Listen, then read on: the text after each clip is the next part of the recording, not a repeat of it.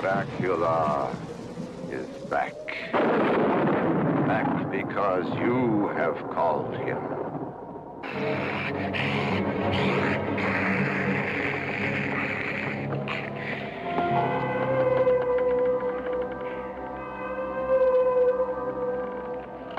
Raise your left hand. No, your left hand. Now, repeat after me. I do hereby swear, aver, and depose that I will hereinafter assist all the efforts of the Count Dracula Society so long as they remain consistent with the loyalties of a good American. And in sign whereof, I will receive all privileges thereto. So help me, Christopher Lee.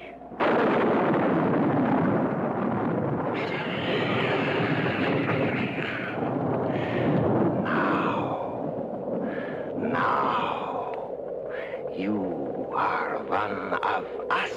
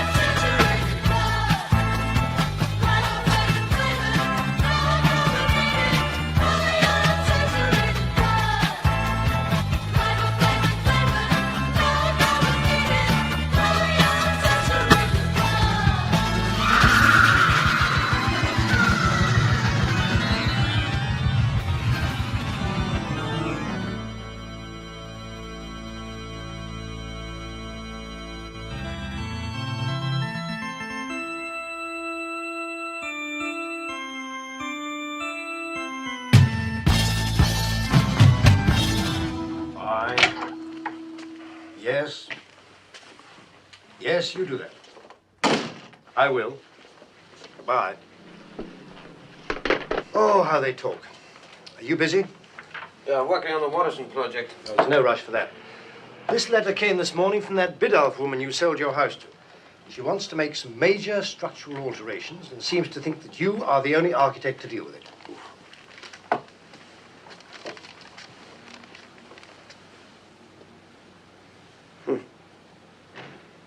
Doesn't say what alterations they are. Does it matter? A lonely widow, rich, beautiful. You know, I'd be glad to spend a few days on that island with her myself.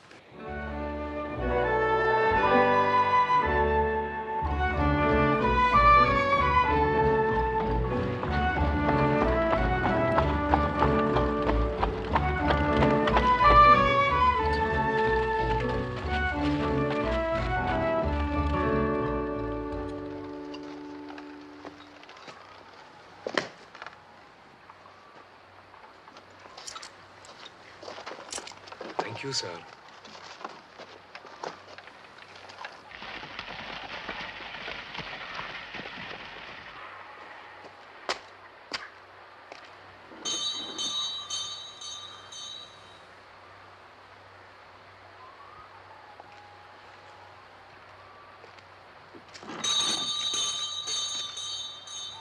Hey. Hey, if it's no Mr. Jimmy. Caleb, how good to see you. Well, I didn't expect you back, sir. Well, Mrs. Bidoff wrote and asked me if I'd give her some advice about altering the house. Is there anyone at home, do you know? Granddaughter, Valda. Ah, Valda, is the mistress in? Upstairs, grandfather. Come in.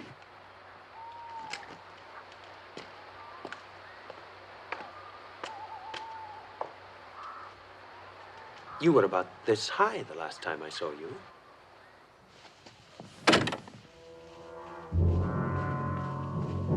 Oh, Mr. Dawson, how wonderful. I'd no idea you'd be here so soon. Well, I was free, and naturally, I was interested in the house. I'm very grateful to you, by the way, for following our plan for the job. Oh, Valda, will you prepare the guest room for Mr. Dawson, please? Come in here.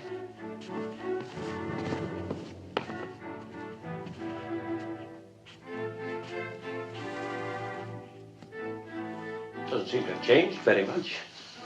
What exactly did you want done? Well, what I want principally is that wall knocked down to make one large room. You know, like a ballroom. Well, that shouldn't be any problem, should it? No. No, I don't think so. But it's an old house. I'd want to examine it very carefully before I make up my mind. Well, I thought you'd know it better than anyone else. Yes, I should. My family lived here for centuries before I had to sell it. But still, I think I'd better look at the foundations and the walls and everything very carefully before we decide to make any radical changes. Well, I have to go down to the village for an hour or so. If there's anything you want, just ask Caleb or Valda.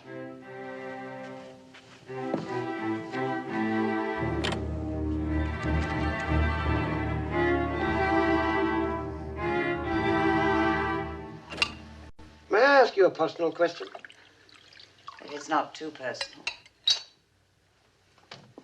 Why does a beautiful woman like yourself want to bury herself in the Hebrides? My husband was a very wonderful man. It took me a long time to get over his death. In fact, after the funeral, I had a sort of breakdown. The doctors decided that I needed complete rest and quiet. So I came here. Oh. And now, you've decided you want to rejoin the human race, eh? Why'd you say that? Well, you're having this room made into a ballroom. Oh, that's not for entertaining. You see, my husband was an archaeologist. He had a large collection of very valuable specimens from all over the world. I intend to turn this into a sort of museum to his memory. It's a beautiful house. And you're welcome to visit us anytime. Thank you. What was that? I didn't hear anything.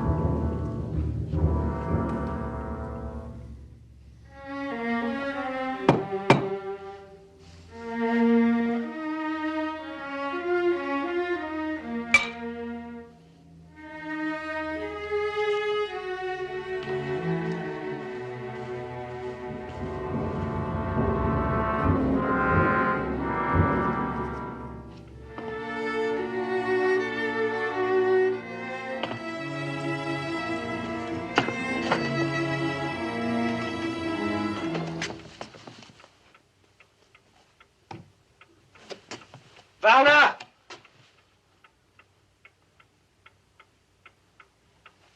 Valda! Yes, sir? Oh, I'm sorry to bother you, but do you know where the key to the cellar is? No, sir, I don't. Well, would you be good enough to ask your grandfather if he knows? Yes, sir.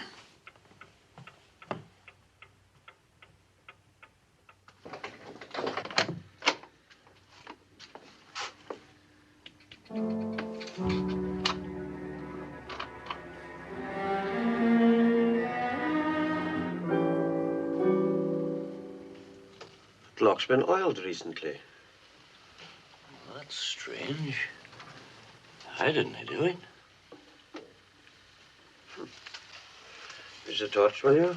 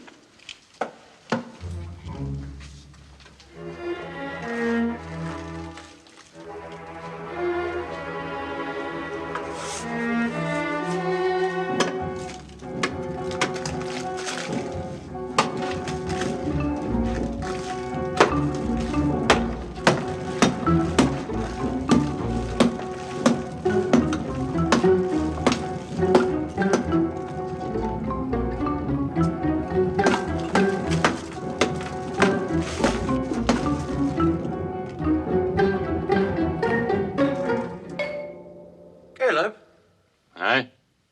come down here, will you?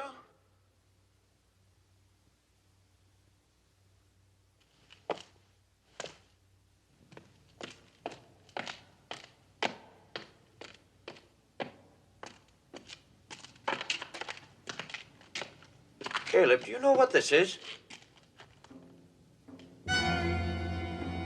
Must be the coffin of Cosmo Valdemar. The werewolf. Over 200 years ago, Cosmo Valdemar claimed that this house was really his, and that my ancestors had stolen it from him. But he vowed that one day he'd return. He swore that his place would be taken by whoever owned the house, and that he himself would once again assume human shape. His grave was never found. Here, in the walls of the cellar, for all this time. Not all this time. This plaster is new.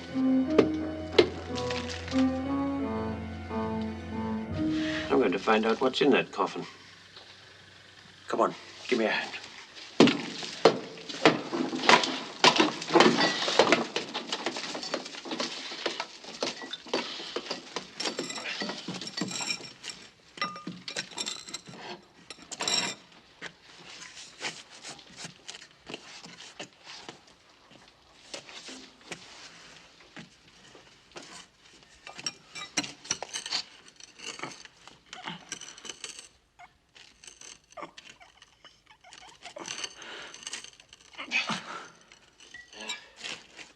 Have to get something stronger than this. Come on.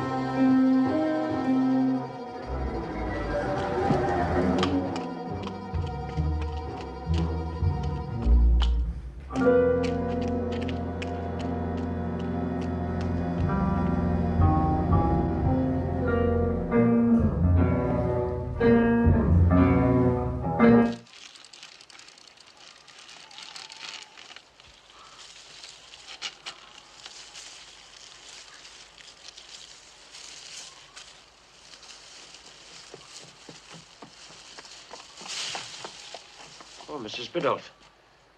Did you see anything come out of the house? No. Well, what's the matter? Nothing. Here, let me give you a hand with those. Oh, thank you. The only thing I don't like about living on this island is the fact that the shops won't deliver. Oh, put them down there, will you? Oh, I see you found the key. No. No, Caleb had a spare one. Oh, will you have to work down there? Yes, I think so. Well, how long do you suppose the work will take? Just a short time. Mrs. Biddulph, has anyone been down in that cellar since you moved in? Well, I suppose the workman went down there. I haven't. Why? Doesn't matter.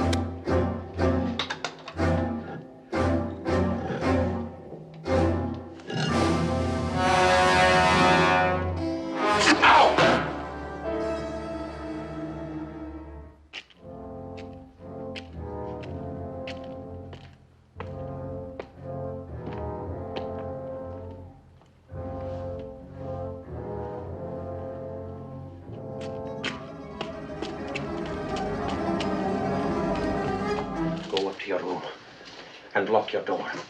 Go. Caleb, what did the legend say? That Cosmo would return and take his revenge on the owner of the house. Do you know that Valdo left me a note tonight saying she had to see me? She knew something about it.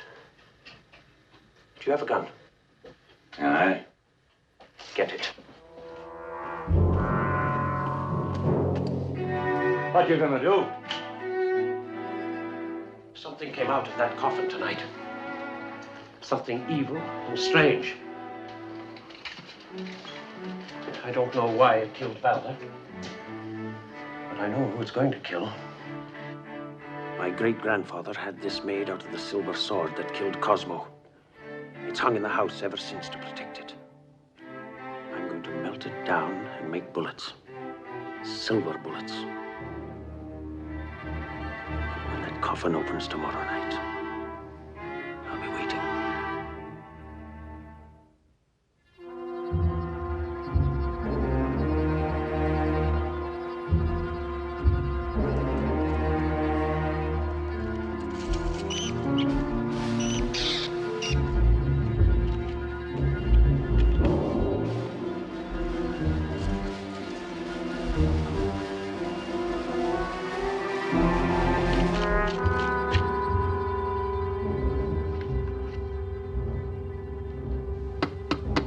Come in.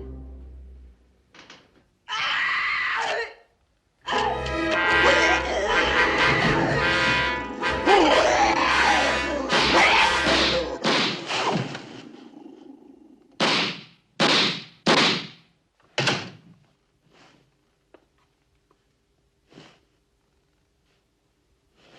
don't understand it. legend says the only way to kill a werewolf is with a bullet made from a silver crucifix. I had 6. You mean these?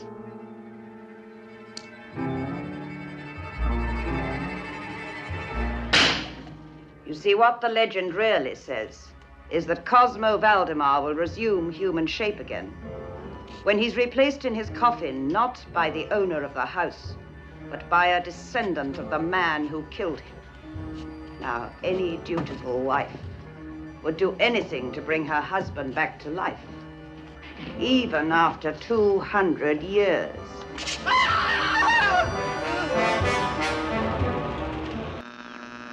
Mr. Pop. Eat.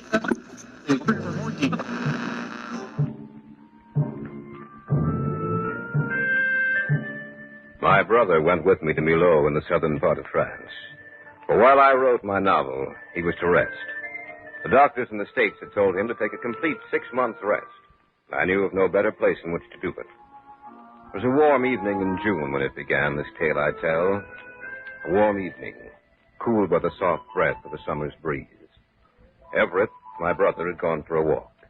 Monsieur Andre Lecour, the son of the mayor of Millau, had dropped in for a glass of wine. Another glass, Andre? One more, and that is all. And how are you coming with your novel, mon ami? Haven't even started, Andre. I've only been here 2 weeks, you know. What's the matter? Why do you wait so long to begin? Well, your wine, Andre. Avec plaisir. No, I can't explain it, Andre. It just can't get started. I thought I had a good plot when I came over here, but the more I think about it, the less I like it. Then you do not know what you will write about? No. I hope you'll not think it presumptuous of me, monsieur. But I know the story you could write. Oh? I shall tell it to you. Have you ever heard of those they call the undead, les morts qui vivent? The undead? Doesn't that refer to someone who lives even after death? Oui, but in a very certain way, mon ami. One who lives after death by feeding upon the blood of the living. A woman who was known as the Marquise de la Mauparte. The name rings a bell somewhere in my memory, but I can't quite place it. It should, mon vieux. Many stories have been written of the frequent appearances she's made since her death. Since her death? Oui. I myself saw her one night, many years ago when I was just a lad. I shall never forget the sight of her. Why? Was she so terrible to behold? Oh, quite the contrary. She was the most beautiful woman I have ever seen. Shall I tell you about her? Oh, yes. Mettez-vous à votre aise, for it is a fairly long tale. 150 years ago, this part of France was the personal property of the Marquis de la Mauparte. The Marquis was a kind man who cared for his people as much as they cared for him. He was a lonely man, the Marquis, but he entrusted himself with his people and this way forgot his loneliness. When he was almost 45, he married her. No one knew how she came to this province, nor when she arrived. Immediately, the Marquis began paying attention to her, and in a short while, they were married. It was after the marriage that the Marquis began to change. She seemed to bring out in him everything that was bad. One night, there came to this province an unknown carriage, drawn by 4 all-black horses. Get on! Get on now! The driver whipped the horses and called out harshly to them. Those who saw the carriage said the driver had the eyes of a madman. The carriage raced along the road, stopping finally when it came to the Chateau Mauparte. No one got out of the carriage, but the driver jumped down and made his way into the chateau. The driver claimed to be the father of the Marquise, and that she must return home with him for a while. And indeed, the Marquise upheld his story. I must go with you, my husband, but it will not be for long. And so she went with the black-caped man with the terrifying black eyes. 1 month to the day she left, she returned. And the same man drove the carriage. Get up! Get up now! And the Marquise de la Mauparte rode inside. They arrived in the dead of night.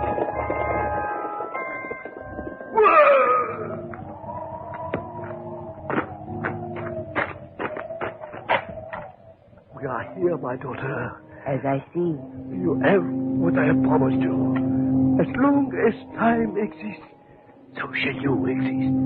Others may die, but you will live forever. Remember that at night, when the sky is dark and the moon is high in the heavens, then you shall walk the earth where others sleep. Then you may strike them down.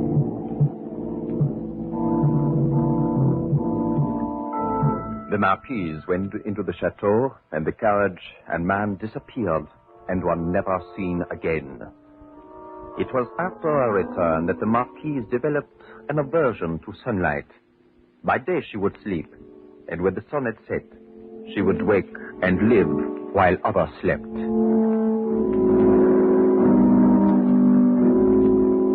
The Marquis soon died, and he was laid to rest. And one by one, the servants died. And those that were left ran away, saying that she had caused their deaths. And they said that the mark on her neck she had when she returned to the Chateau Maupeou had been caused by a vampire, and that she too had become one of the dead who live, les morts qui vivent. Is that all of the story? Oh, mais non, mon ami. It captures your interest, I see. Yes, go on. The Marquise disappeared shortly after that, but occasionally the villagers would see her, and some lived to tell about it. What do you mean? Many they found dead. Those who were brave enough to go abroad at night, dead with the triple puncture of the vampire bat on their throats. You don't actually believe that, do you? Oui, I do. But, Andre, you don't expect... I tell you, I saw her, mon ami. When I was younger, I didn't believe the tale.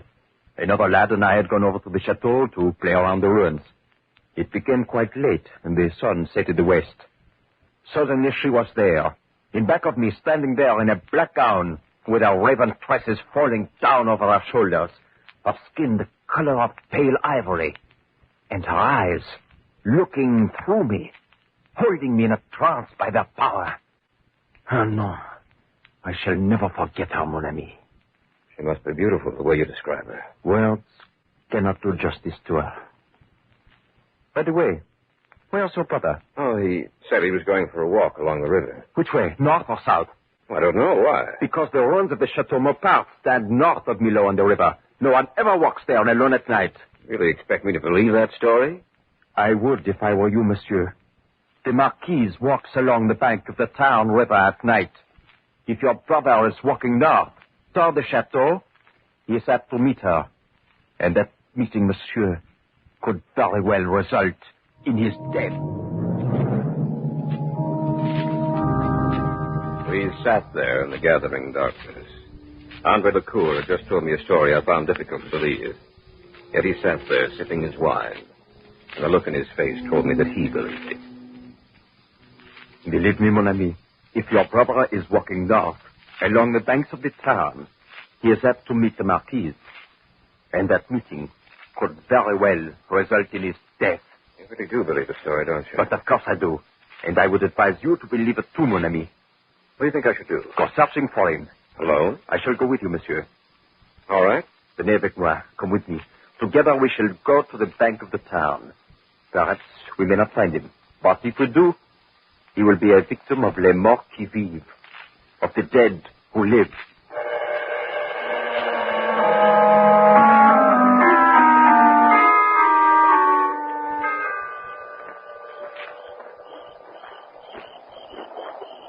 What if he walked the other way? Then we shall have made the trip for nothing, but at least we'll know. Should I try calling him? Oui. Everett!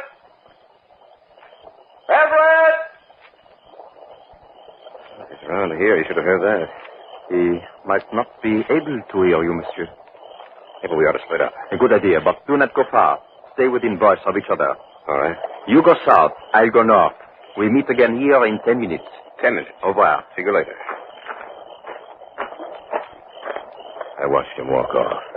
It was getting quite dark when I started down the river. It couldn't have been more than 3 minutes from the time we parted when she stepped out from behind a tree. Bonsoir, monsieur. Good evening. Are you looking for someone? How did you know? I heard you calling to him. Have you seen anybody around here? No one, monsieur. What are you doing down here? I am walking, monsieur. You live around here? Near the chateau, monsieur. The chateau. Oui. At what are you staring, monsieur? Your eyes. Davy! Davy! What? Your friend. He is calling to you, monsieur.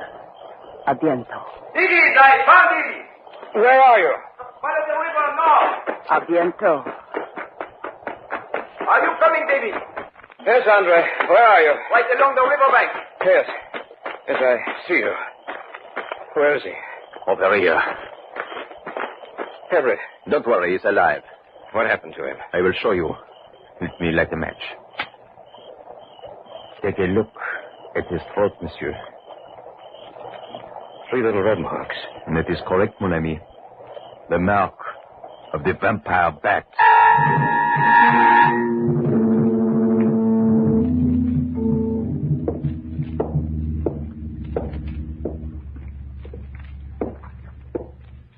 We shall know how your brother is in a few minutes, mon ami. Stop wearing holes in your carpet.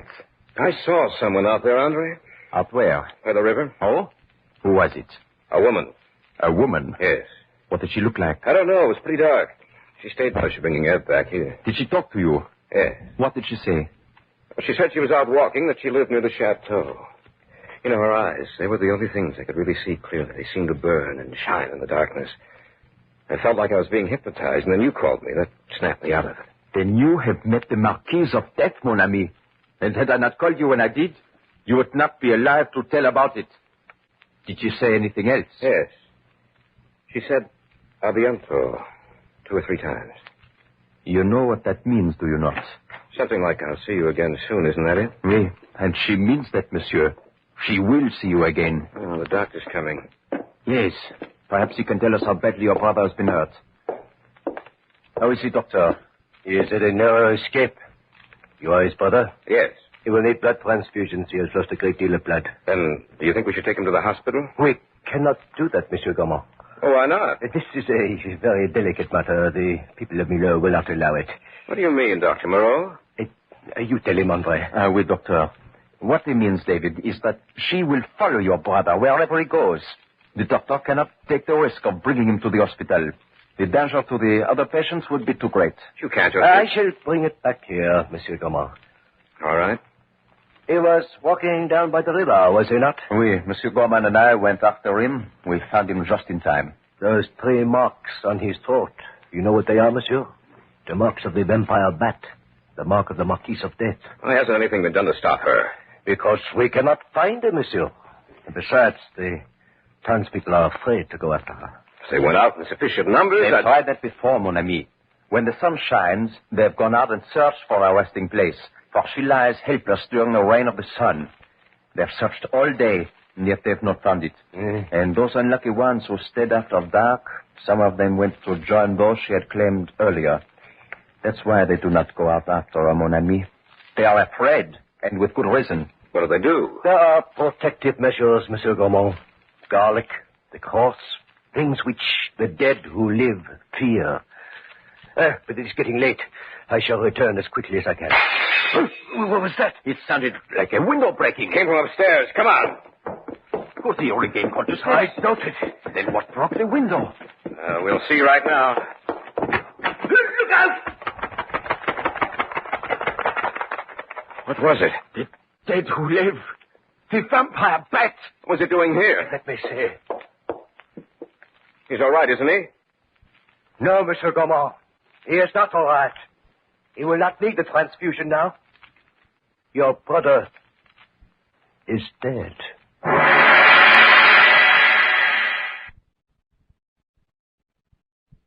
Back now to our story. An original tale of fantasy by Richard Thorne entitled The Marquise of Death.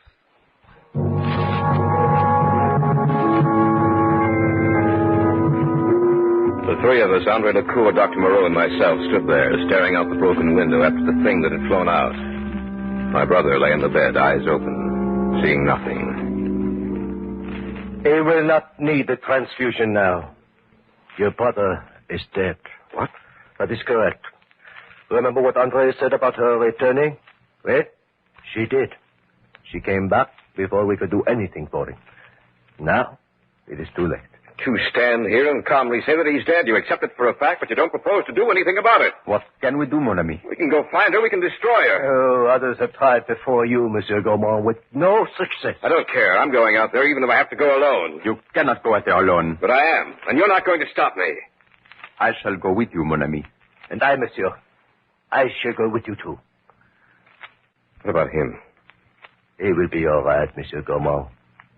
There is nothing more she can do to him.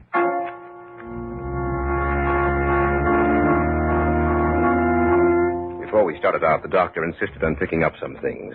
Eventually, we were ready, and we started out into the blackness of the night.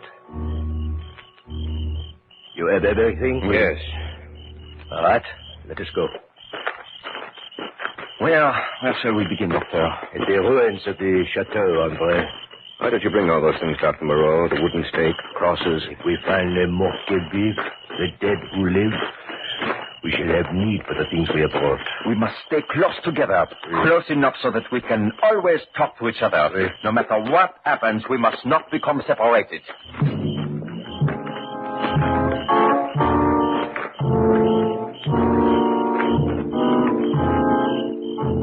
Now we all have a lampe de poche. What? A flashlight, mon ami. What are we to look for? A trail, a good path worn smooth by the years of returning to our resting place.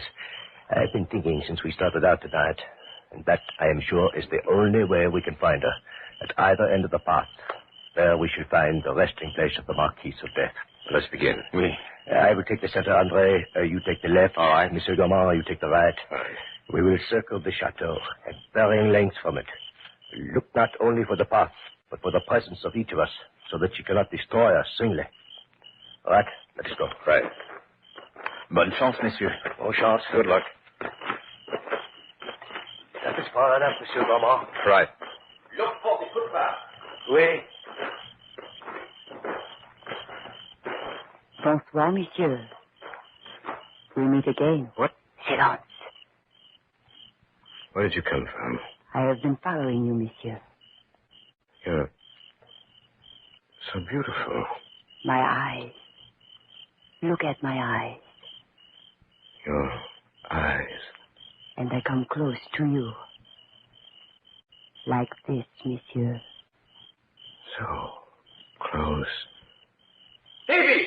Doctor, look! Hold up your cross, Davy! Your cross! À bientôt, monsieur. David, are you all right? Are you all right, Monsieur Gaumont? What happened? Let me see your neck, monsieur. Is he all right? Oui.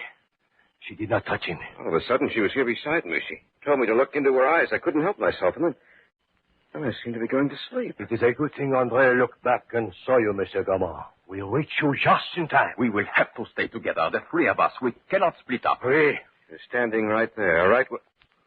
Look. Where? Right there. It's a path. You have found it. What should we do? Follow the path, naturellement. Let us go. This path, it leads away from the chateau. Always before we search near the chateau. The woods get heavy up ahead, Doctor. She cannot harm us as long as we stay together.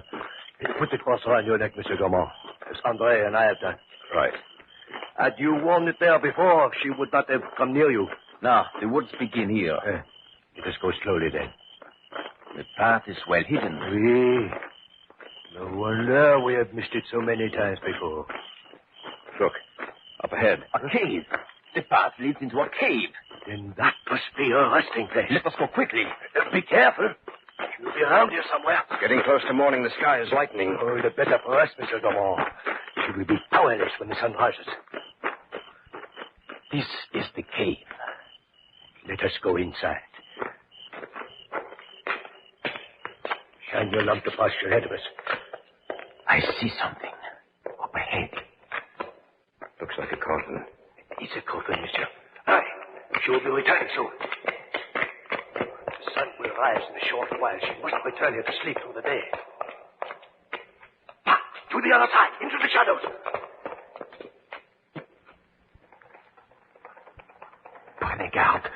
comes. It was a bat up there. Then suddenly it changed into a beautiful woman. Silence! She has stopped. Now she is getting into the coffin. The sun is rising. Now we'll get her! Where did you go? You die, Marquis de la Beaupart! The sun is rising, Marquis! There's nothing we can do! Now, where is you? No! Die! Come on!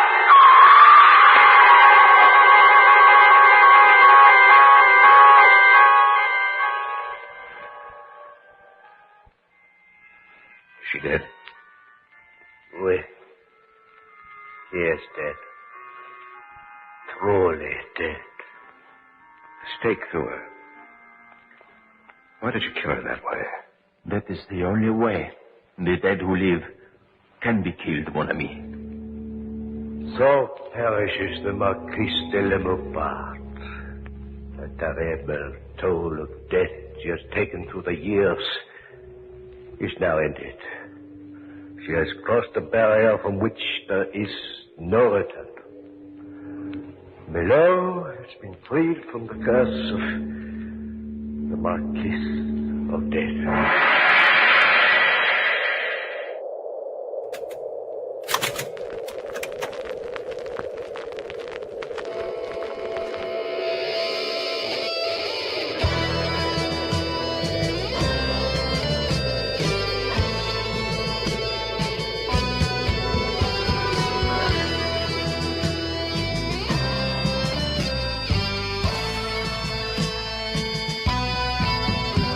Tonight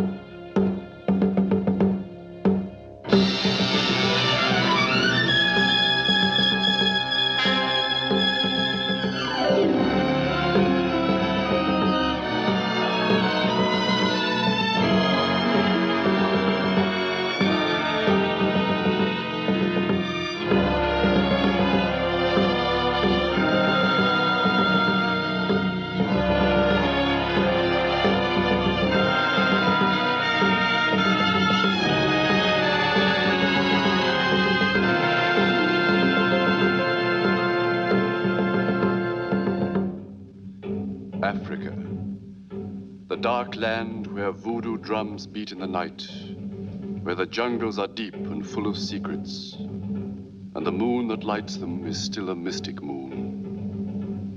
Africa, where men have not forgotten the evil they learned in the dawn of time. I always come back to Africa, but even here there is no rest for me. The path of time is curved upon itself like a circle, without beginning, without end. I must follow it forever. I cannot die. I cannot rest. I cannot rest. I cannot rest.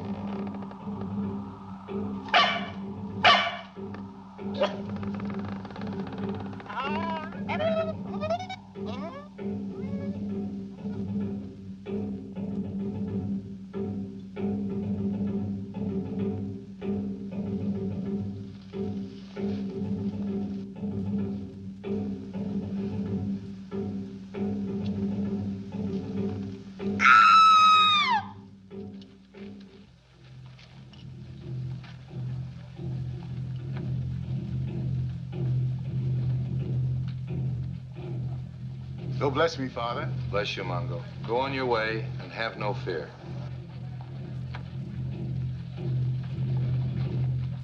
Bless us, Father. Bless you, children. Go on your way and have no fear. Bless you.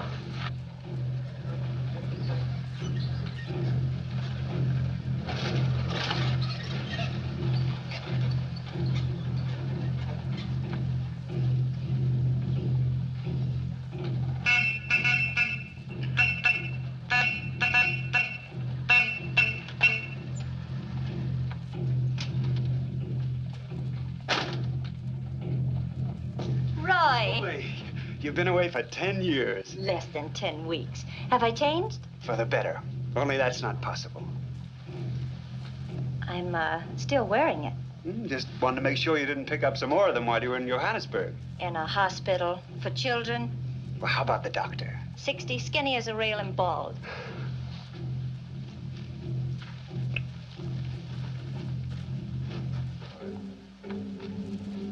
Well, looks like you'll be needing a priest. Father Gilchrist. Hello, Father. She's gonna make a lovely bride, Roy. Oh, Blarney. Blarney. Well, I like that. Well, you folks can stay out here if you like, but it's 10 degrees cooler inside, and more of these. No thanks, Tom, but I will take a nice, big, comfortable chair. I just trekked in from Alongo Village, and I'm a little bit weary. The best chair in the house, Father. There you are. 2 more, Esther. Those drums. They've been going like that for weeks. That's exactly what brought me back, Tom. Once a rumor gets started in the jungle, it spreads like wildfire. If you don't stop it, the natives revert to voodoo magic, witchcraft, superstition. Unless it's stopped, my business will be. All the native workers out at the plantation are either quitting on me or laying down on the job. Another murder out there Saturday. That's 3 in a month. 4. There was another last night right here in Bakunda, down the street. Oh, really? Well, the 3 out of the plantation I've seen. Each body partly drained of its blood. Each with 2 peculiar wounds at the throat. Here. You know, if we were living 100 years ago, I'd almost agree with the natives. A vampire. Oh, vampire. A dead man denied heaven because of his crimes. Doomed to remain on earth in hideous semblance of life. Sustaining his body on the blood of the living. Oh, medieval Tommy Rod, it's just a legend. Yes, but a universal legend, Julie. Well, now, do you believe in it, Father? No, I don't believe in vampires.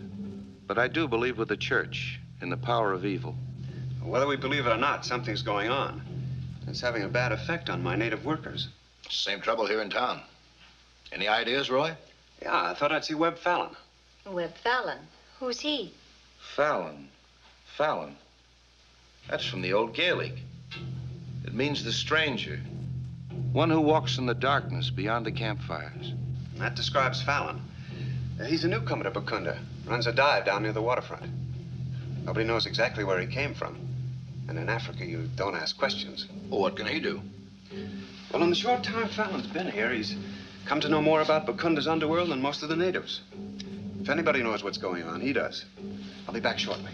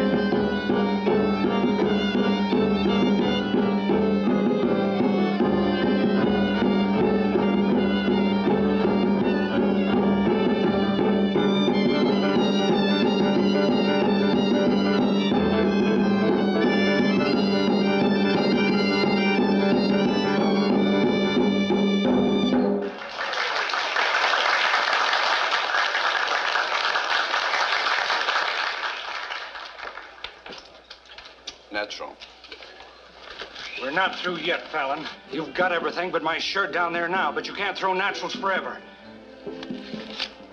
Here's my share of the trader boat Bakunda Queen.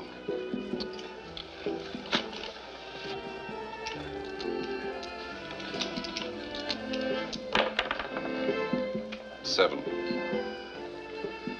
Devil himself couldn't have such luck. Hey, you.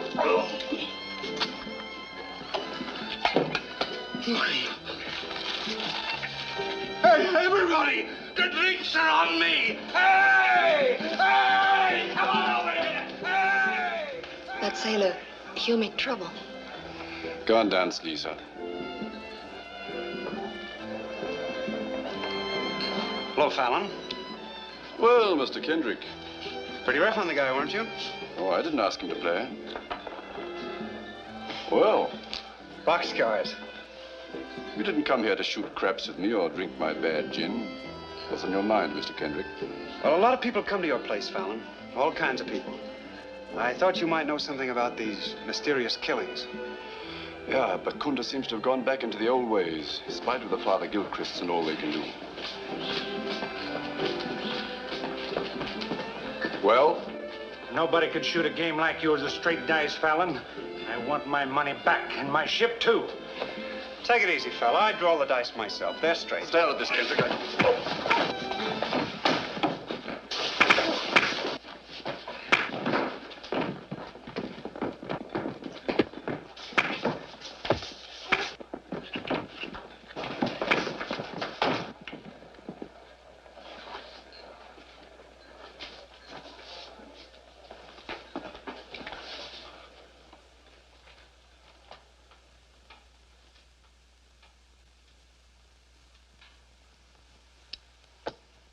Get out. All of you. You hurt, Roy? Not bad. Thanks to you. Better come in and wash up. Hey, Barrett. What happened to you? I don't know. It's the first time I ever quit a fight when a guy just looked at me.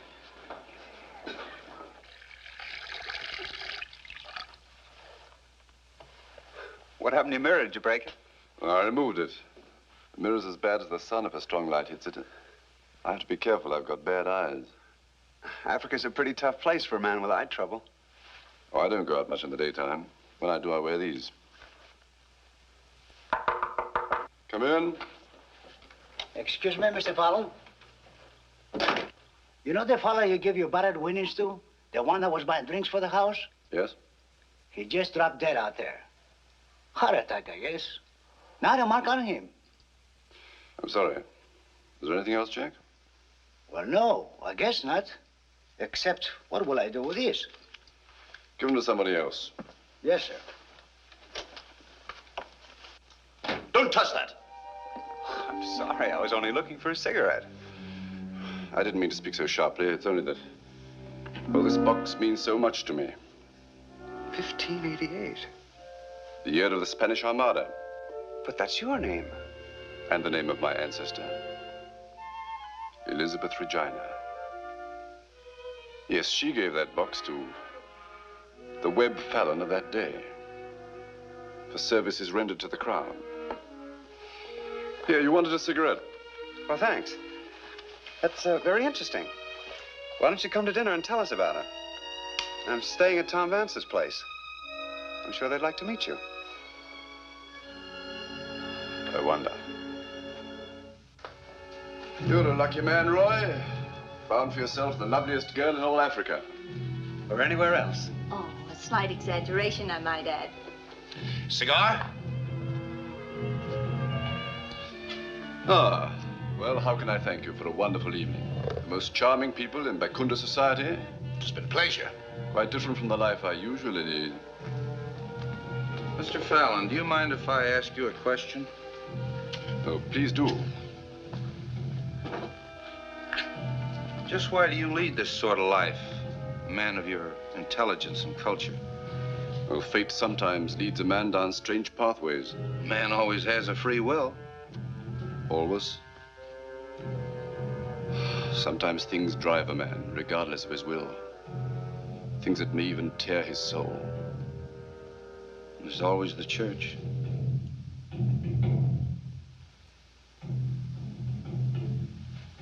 Tom, a glass of water. It's all right, please. I'm sorry. I had a touch of malaria once. These attacks are quite frequent. Simon Peter, coffee for Mr. Fallon. Oh, please, just be seated over there. I'll be all right in a moment. Let's talk about something else. Yes, boy, I will have some coffee. Those drums again. Malongo Village. Malongo Village? You can read the code. Part reading, part guessing. There's a witchcraft cult in Malongo Village. That's where the trouble usually starts. It is a bad village. Has been for some time. I wonder if that's the place the vampire rumor started. Perhaps we ought to get a few men together and go up there. Might be a good idea. It is a good idea. I'll go there with you if you like, Roy, if you want company. Of course I want company. But are you sure you're well enough? Oh, I'll be all right in the morning. Shall we start at dawn? At dawn.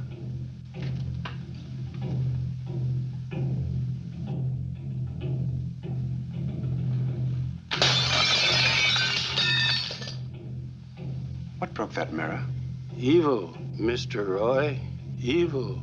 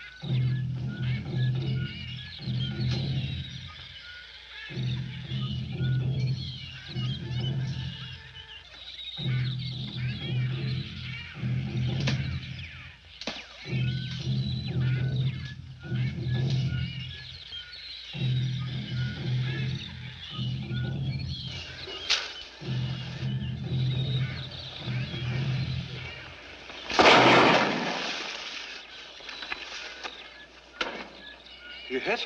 It missed me. No, it's just a flesh wound. Simon Peter, better wash it out. The shot came from over there. Gun trap. You set it off yourself when you hacked at this.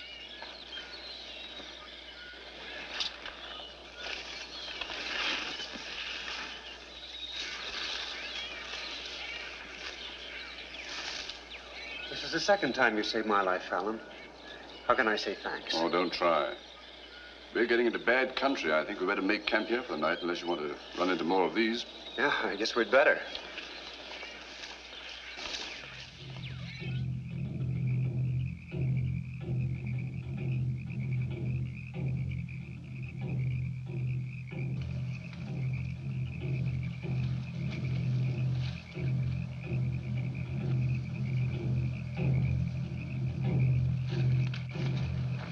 Tawana Fallon here, like you now. Me Taba here.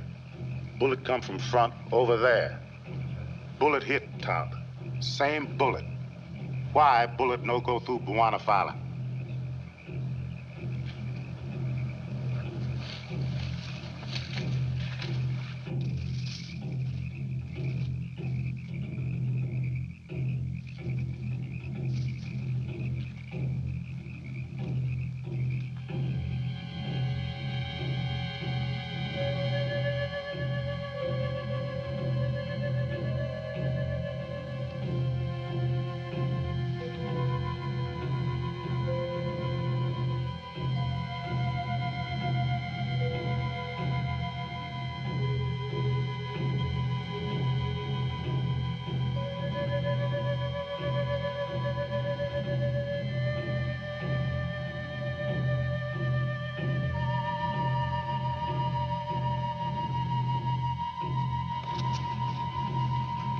Taba, the bullet did pass through his body, but there's no mark, no bleeding, nothing.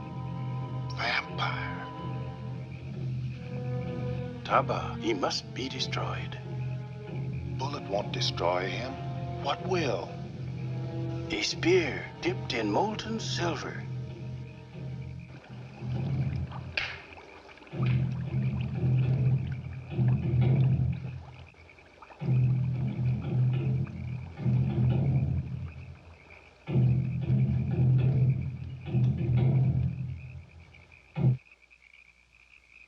Voodoo drums, they stop.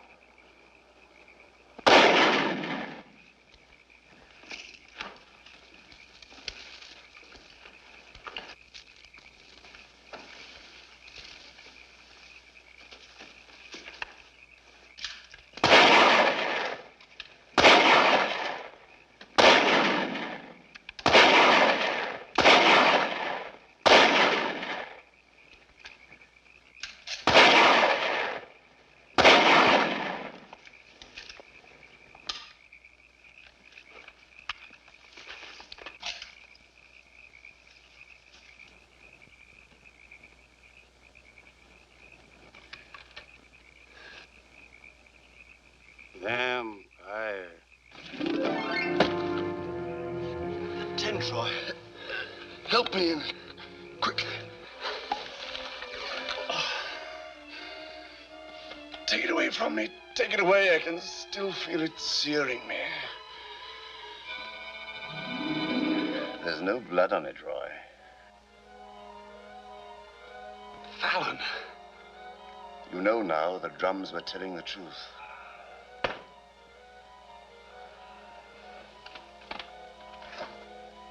Why, you're... Look at me.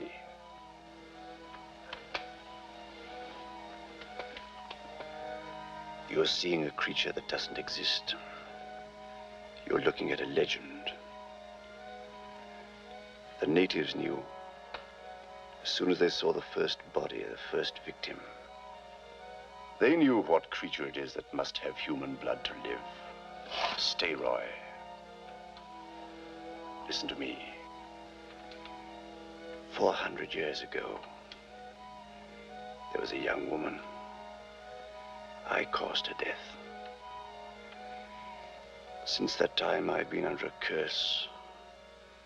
The curse of the undead. Young people like you and Julie, I destroy them. I cannot die. I live on and on to destroy peace and happiness. No, Roy. Put down the spear. Put it down. You can't fight me. I have walked the earth for 400 years. I've learned things that no human being can ever know. No man is strong enough to fight me. Kneel.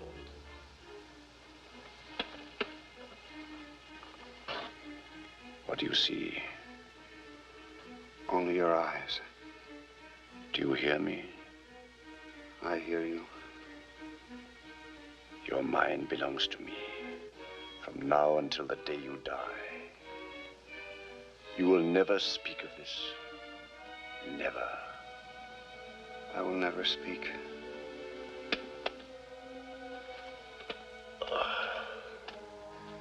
Under my head is the box containing the earth from my grave. The box Queen Elizabeth gave me after the Armada. Carry my body to the mountaintop. Lay my head on the box and leave me where the rising moon will bathe me in her light. Let nothing stop you.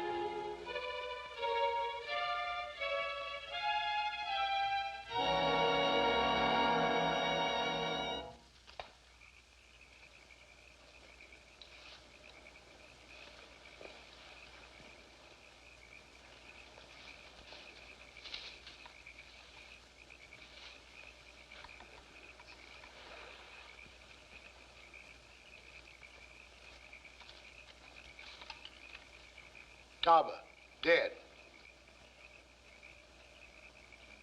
Simon Peter shot. Can't talk. Hurt bad.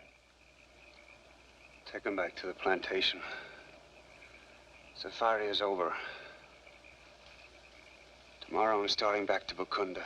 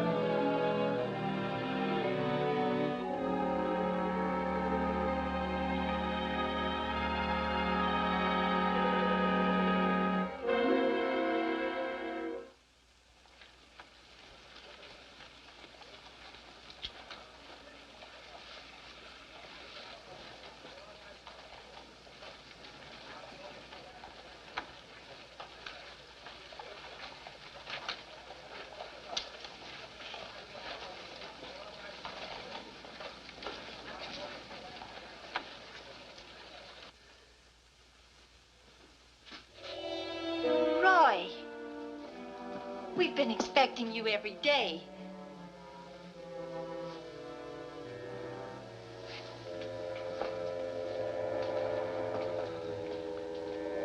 Glad to see you back, Roy. Sorry I couldn't see it through with you, but these attacks of malaria. I'd have been more of a hindrance than a help. Anyway, you did a pretty good job without me. Oh, fine job, Roy. The killings have stopped and all the natives are quiet. Well, we haven't heard the drums for some time now. Julie, Fallon's.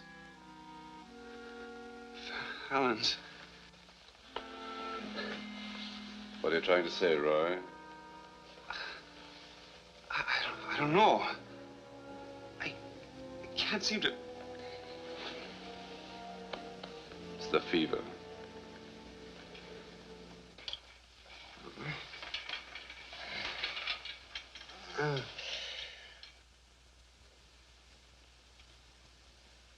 He'll rest now. Fever and a bad one. I've never seen such violent delirium. He's going to need care. Well, he'll stay here, of course. Oh, yes. I'll take care of him. You won't be able to do it alone, Julie. I'd like to help if I may. That's very kind of you. Not at all, Julie. I'd do anything to help you.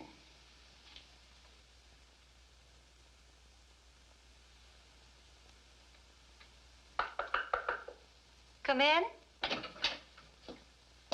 Hello, Julie. Am I late? Not at all. I just stopped to get some fruit for Roy. How is he?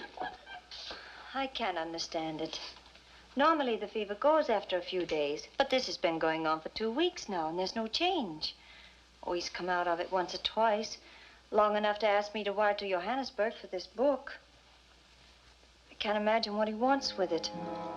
But he was so violent about it, the doctor said it might make him worse if he didn't get it. It's a horrible legend. Listen. Death, often the most dreaded of human experiences, is denied the vampire. He must prowl the earth endlessly. The real menace of the vampire comes from the fact that in many ways he appears normally human. He can become one of you. And all the while his curse is upon you. The curse of the undead. It gives me the creeps. It's only a book, Julie. Let's go and see how the patient is, shall we?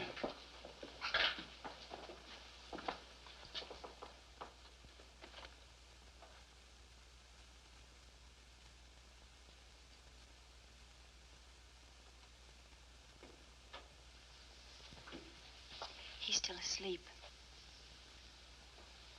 You've been very kind to spend so much of your time here. You've been very kind to let me. You're tired, Julie. I'll stay with Roy. Thanks. Oh, Julie.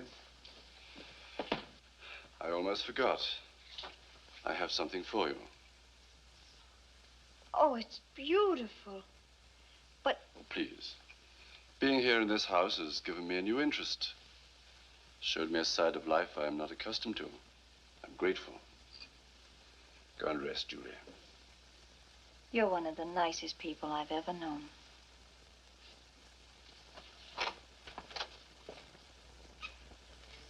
Fallon. I'm glad you're awake. Your book came, Roy. I can save you the trouble. The chapter you want begins on page 97. The cross has great power over the undead. They cannot bear its paralyzing touch. But the undead can be completely destroyed in only one way. The body must be consumed with fire and the ashes scattered. Did you really think that you could destroy me? I heard you just now with Julie. That's why you've been coming here. To be with her. Maybe it is, Roy. You destroy happiness. People like Julie and me. You come between them and destroy them. You told me that yourself at night out in the jungle. Let us alone, Fallon. I like it here. I like Julie. One day soon, she'll join me in eternal life. You can't, Fallon. I'm telling Father Gilchrist. I'm telling him...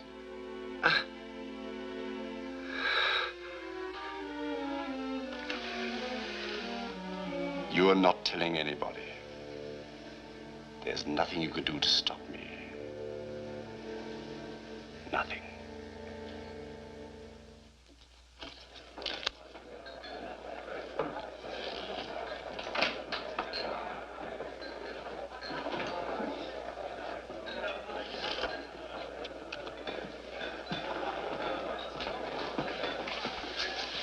You were at the Vance house. That's right. You were there last night and the night before and every day. You practically live there. Keeping track of me, Lisa? It's that Vance girl, Julie. She's the main attraction, isn't she? The only attraction. Good night, Lisa.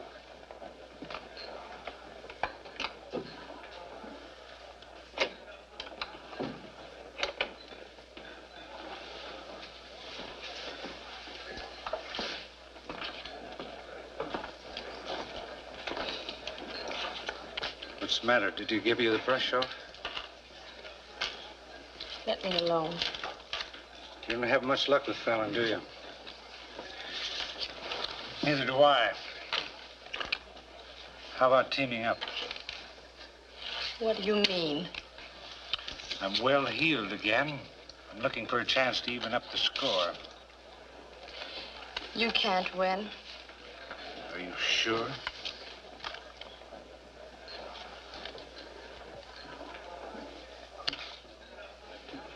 I'll cut the cards with him. One draw. High man. When he calls for a deck of cards, you bring this deck. Why do you think you can win with that deck?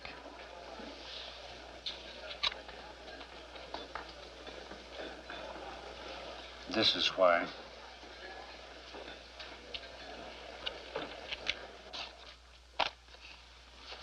One draw. One draw. Ace high. Shuffle the cards, Lisa.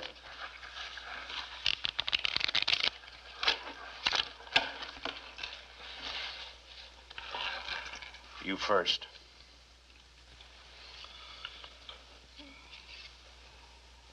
Be the king. I'll draw for Mr. Barrett. I might bring him luck. Ace of diamonds. I think that tops you. I think so, too. The drinks are on me, sister. Come on, boys. Luck runs in streaks, Fallon. Yours just started downhill.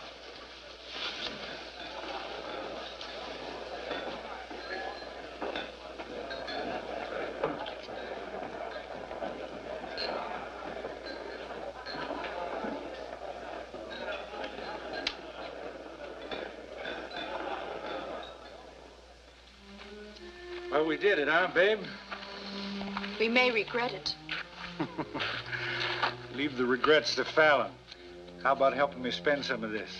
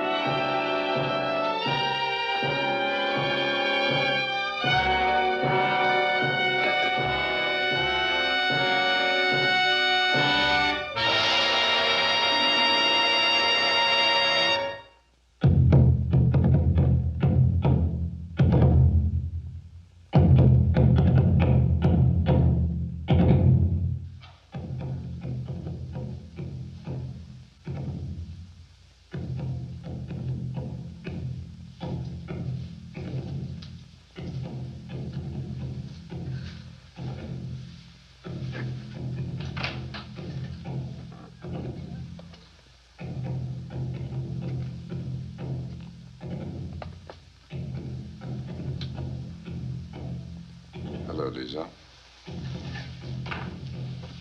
Those drums. Do you know what they're saying? Barrett. This time it's Barrett. You followed him tonight. When he left. After the game. Why did you come here? Why? Don't be afraid, Lisa. Look at me. I'm speaking to you, Lisa. You can think of nothing else. Come to me, Lisa. Now. No. Lisa. Lisa.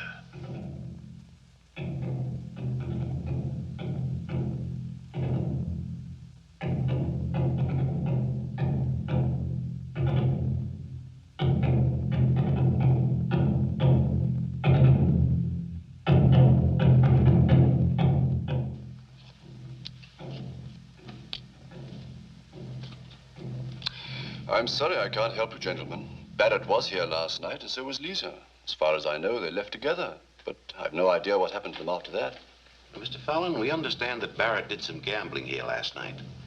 That, as a matter of fact, you yourself lost a considerable sum of money to him. You're trying to attach a motive to me, gentlemen? Oh, nonsense, Fallon. We know you better than that.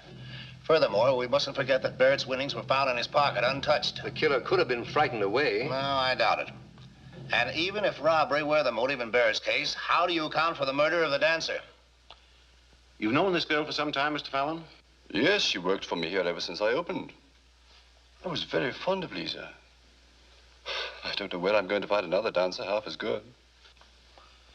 Well, what puzzles us most, Mr. Fallon, is the strange circumstances of death. In both cases, the bodies had peculiar punctures at the throat. In both cases, the bodies were partly drained of blood. We don't know how to explain it. Neither do I. All I can say is that these two new deaths are very similar to those that have been throwing the natives into a panic. Well, unfortunately, that's all any of us can say. Drums. Unless we settle this thing soon, we're in for a bad time. Bakunda's turned into a ghost town. Not a native left at the docks. Not a native left at the rubber plantation. Even the women and children are gone. Gentlemen, you can see for yourselves what this trouble's done to my business. Then you can't suggest anything will help us out. Nothing. I'm sorry. Expect you at the house this evening. Yes, I'm looking forward to it. Good day, gentlemen. Good day.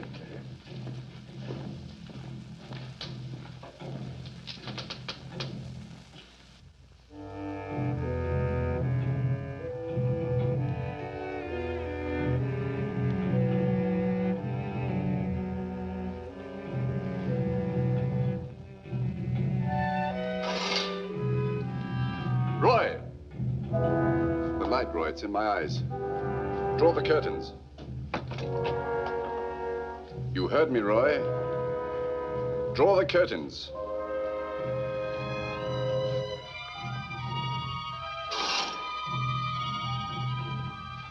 I see you've been reading your book again. You've learned the undead are chained to their graves. I'd give anything to chain you to yours. Were you going to throw that earth out of the window? If you did, you know what I'd have to do? I'd have to go back for more before the next full moon. That's all. Well, there's the window. Go ahead, scatter it. Let Julie alone. Let us both alone.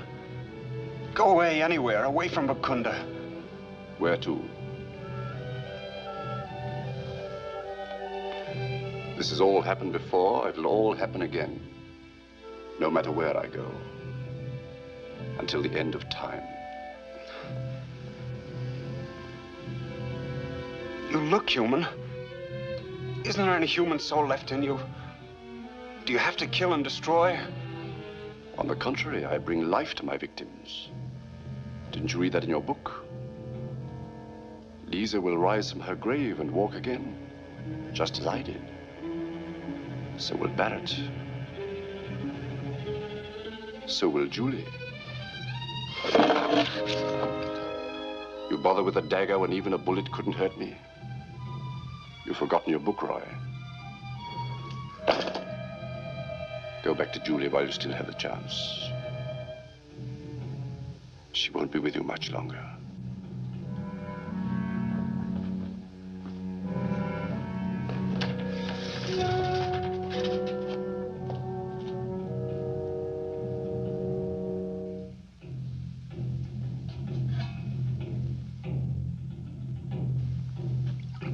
The natives are gathering at their villages. They've decided to take matters in their own hands. They blame Fallon. Blame Fallon? Yes, I'm afraid this settles it. Fallon will have to leave Bakunda at once. Leave?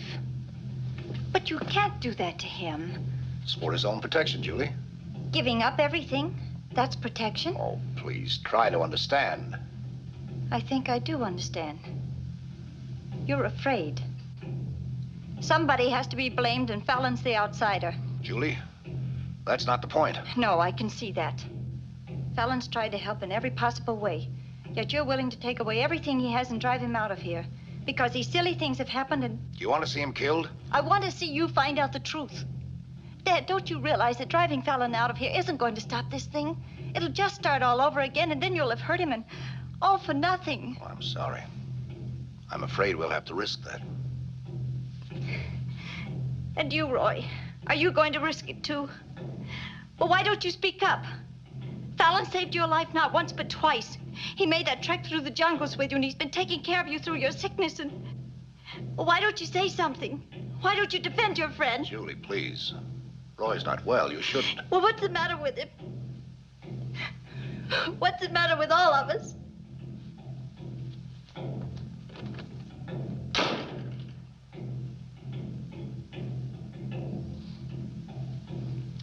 Julie's upset. Nerves on edge. We're all that way. Don't let it worry you, Roy.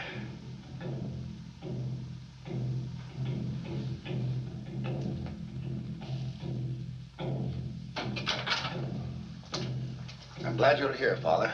There's more trouble. Yes, I know. I heard it on the drums. That's the reason I came back. I'm on my way to see Webb Fallon. I won't be long. In the meantime, I wish you'd have a talk with Julie. I will, Tom.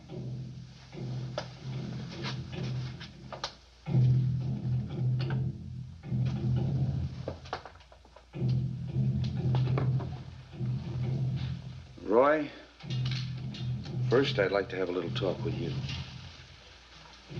You're the real reason I came back. The drum said you were very ill. Is it the fever? Roy, look at me. The drums say it isn't the fever. It is something else. Something deeper. Something that I can help you with. Tell me about it. I can't, Father. Roy, you've got to believe that a man's free will cannot be controlled by another unless he cooperates. And that's exactly what you've done. You've let Fallon control your will. It's up to you to stop it. What's the use, Father? It's too late. It's never too late if you really want help. The place for that help is the house of God. Shall we go there together, Roy?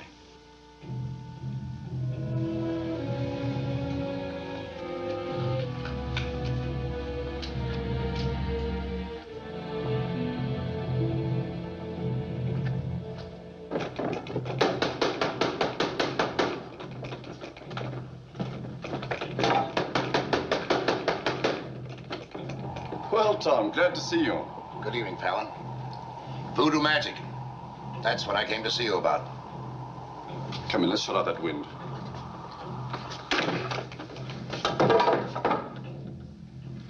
It's not a hocus pocus. I don't let it bother me. Well, it's getting rather serious. Do you know what those drums are saying? Sure, I can read the drums. According to them, I'm the cause of all the trouble here. Don't tell me you believe that, Tom. No, of course not. But these rumors have a way of spreading, of getting out of control. It's gotten to a point, Fallon, where, well, I'm concerned for your personal safety. Oh, thanks, Tom. A glass of sherry? No, thank you. Do you think these rumors are as serious as all that? Enough that I'd like to see you leave Bakunda for a while, until this thing blows over. Want to leave my business? What there is of it? I think it's the wise thing to do. Oh, just for a month or so. Of course, it won't solve our problem, but at least it will clear you in the eyes of the natives. I wish you'd consider it, Fallon. It is considered, Tom, and decided. I'll leave Bakunda as quickly as possible. Well, thank you. I don't think either one of us will regret it. There's a boat scheduled to sail in the morning, the Bakunda Queen.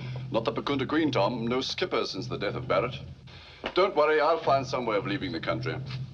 Good night, Fallon. Good night. Good luck.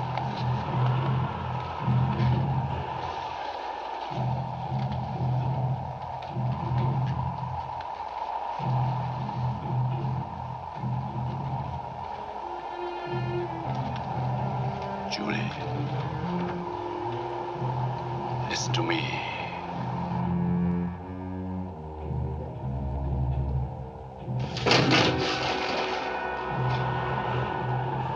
Julie. Come to me, Julie.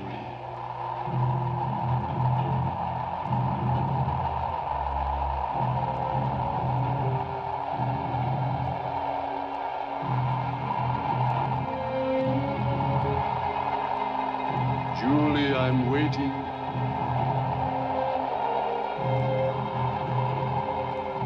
Come to me, Julie.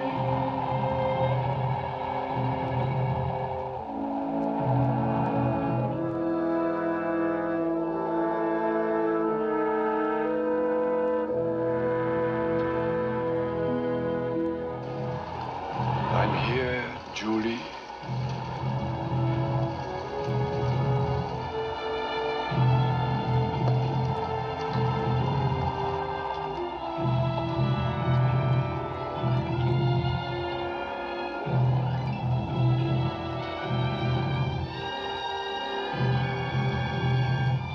I've been waiting, Julie. Waiting. Julie? Julie! Oh, Simon Peter, you're well again. But not in the heart, Mr. Roy. Those drums, what they say about Mr. Fallon is true. You must believe it. I do believe it. I've believed it ever since that night out in the jungle on the safari. And yet you do nothing, Mr. Roy? I couldn't. It was like being sick with fever. Even my tongue was tied. The curse of the undead. Roy, you shouldn't be on your feet like this. Sit down. I'm all right. I'm well again. Father Gilchrist helped me free myself of Fallon. Free yourself? I don't understand. I've been under his control ever since that night out on the safari. I hadn't been able to tell anyone until tonight. Think we better be on our way, Roy. Stay here with Julie. Don't let her out of your sight, not for a second. Stay with Julie? Where is she? Isn't she here? Not in her room. I thought she was with you. Fallon. She's gone to Fallon.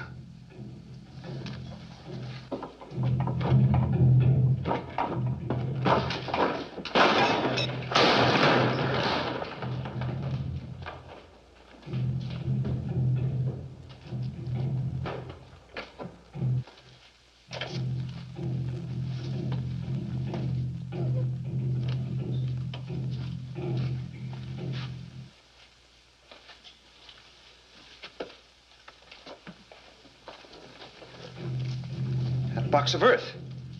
It would be right there if he intended to come back.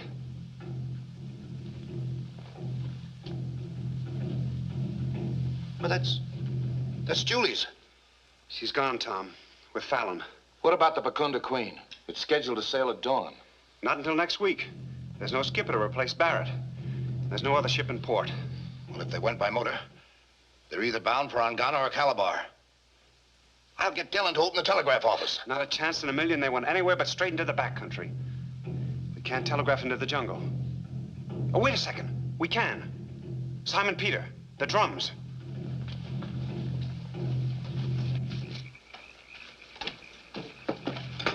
No, wait. If we let the natives know Fallon's out there in the jungle, there'll be an open fight. I'm thinking of Julie. Tell the tribes this is our juju. We don't want them to interfere. We'll get Fallon ourselves. All we want is their help to locate him. Send it like that.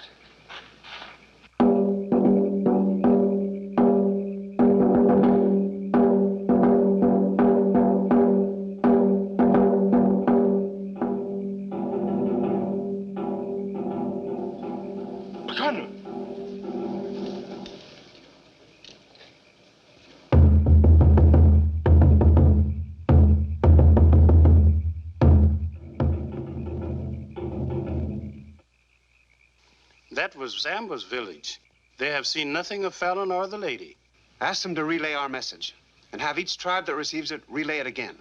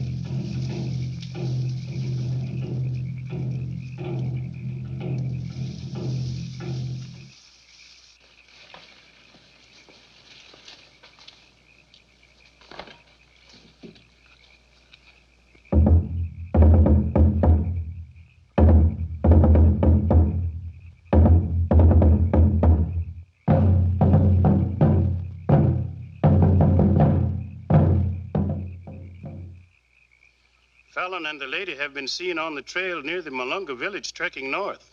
Repeat the message that no one is to interfere. Keep all the drums working. We want to report on the drums of their position each time they're seen.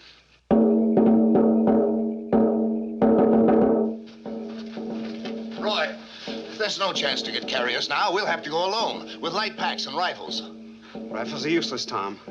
I mean against Fallon. Well, something's got to stop him. I'm going with you. Well, not on a trek like this. I know these jungles, Roy, and I might be needed.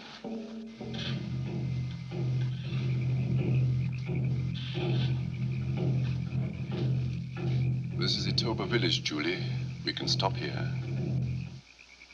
What was this place? A temple village sacred to the death god of a forbidden cult. The cult was destroyed, but the temple was never touched. Native taboo says that those who come here will die. What a terrible thing. To worship death. There need be no death, Julie, if you know the way. I can show you the way. Where can we rest? Up here.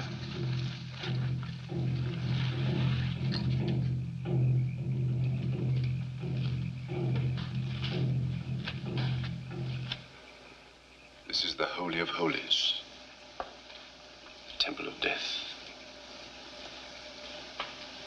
Wait here, Julie.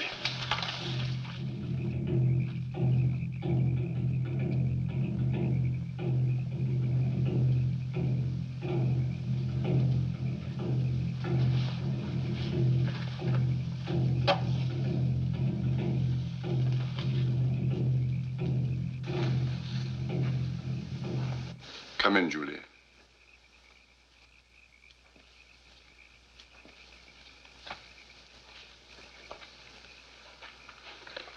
We'll wait here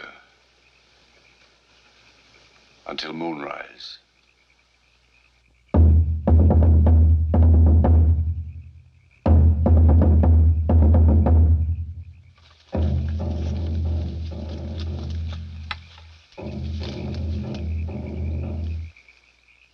They were seen entering the Itoba village. How far is that?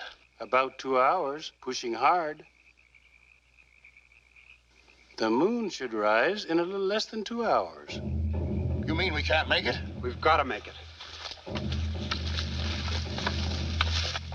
The path of time is curved upon itself like a circle, without beginning, without end.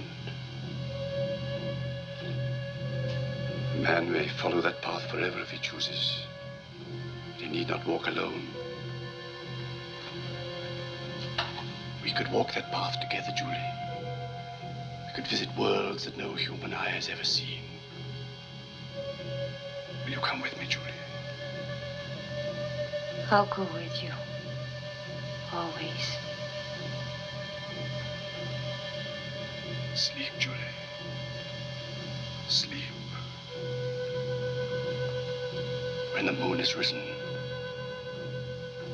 you will be beyond death.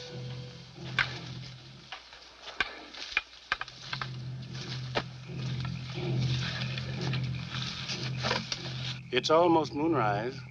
Well, let's keep going.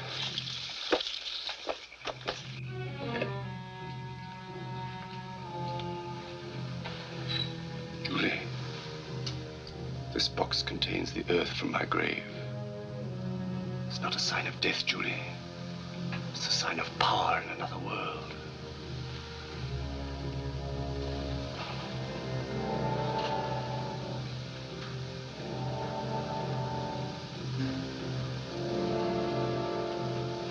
After tonight, Julie, I'll no longer be alone. You'll be with me. You will walk with me through the dark shadows of eternity.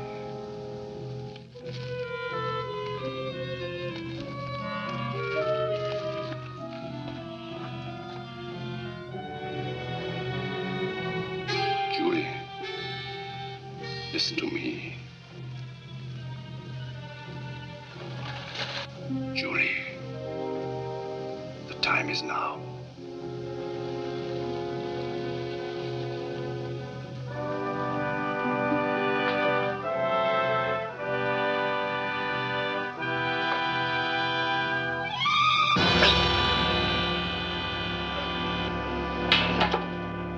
it out, Roy. It burns. It's burning.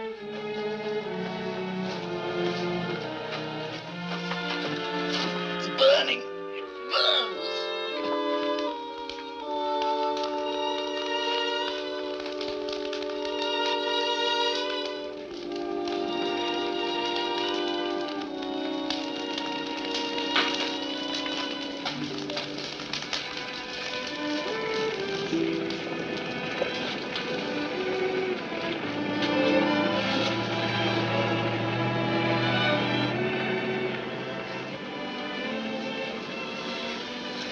Roy. Are you all right, Julie?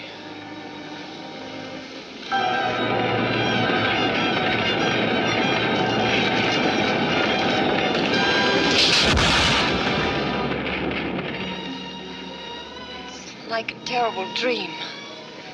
But it's all over.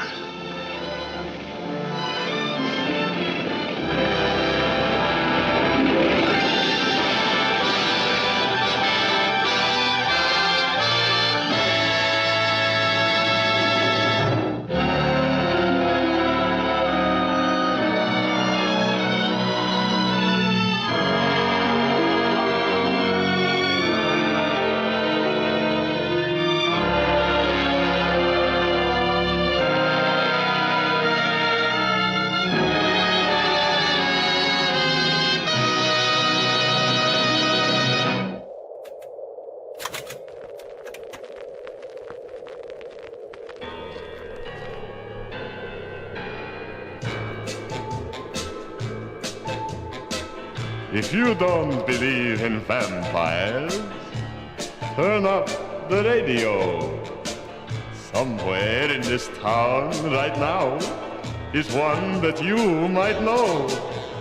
He looks and acts like a teenage boy. He even goes to school. Have you ever thought your boyfriend might be a teenage ghoul?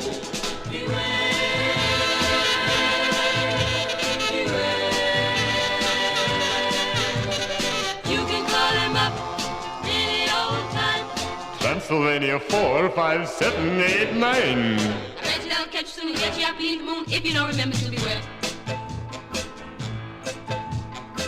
When your boyfriend takes you out at night, what does he like to do? Go to dark and scary places, or see a monster show or two?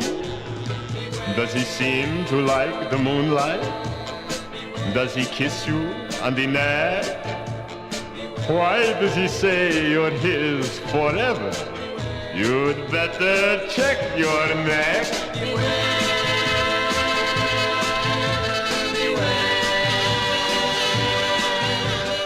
You can call him up any old time. Pennsylvania 4, 5, 7, 8, 9. Bet you they'll catch you soon and get you up beneath the moon if you don't remember to beware. Perhaps you're sitting home alone. Then where is he tonight? Is he really where he said he'd be? Or taking his midnight flight? Now I don't want to frighten you, but look behind your chair. You must have left the window open. Something's moving over there. He's coming closer. Can you reach the telephone in time? What's that? You say someone cut the line? Tune in later when you're alone. The scream you hear may be your own.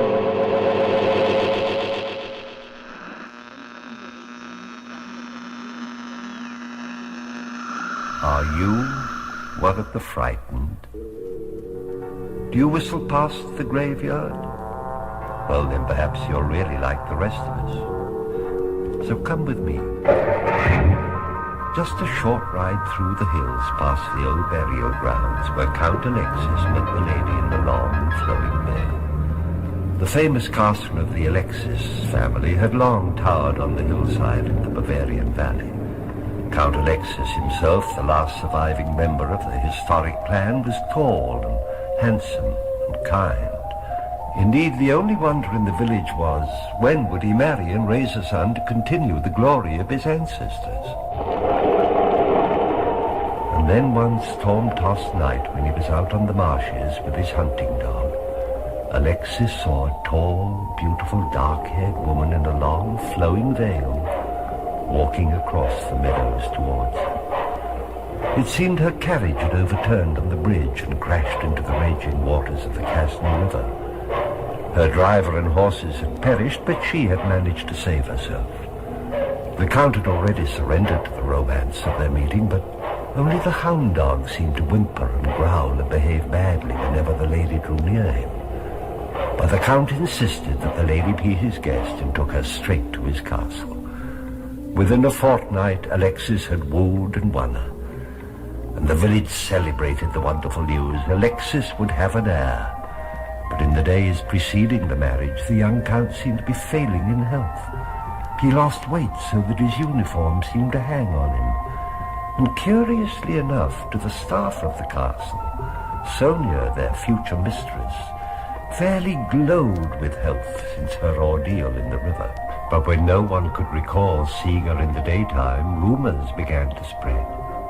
The old wives' tales about vampires who stalk at night and sleep in the daytime swept through the village like wildfire, and finally, up in the master bedroom where he lay exhausted, Count Alexis himself had to credit the rumors.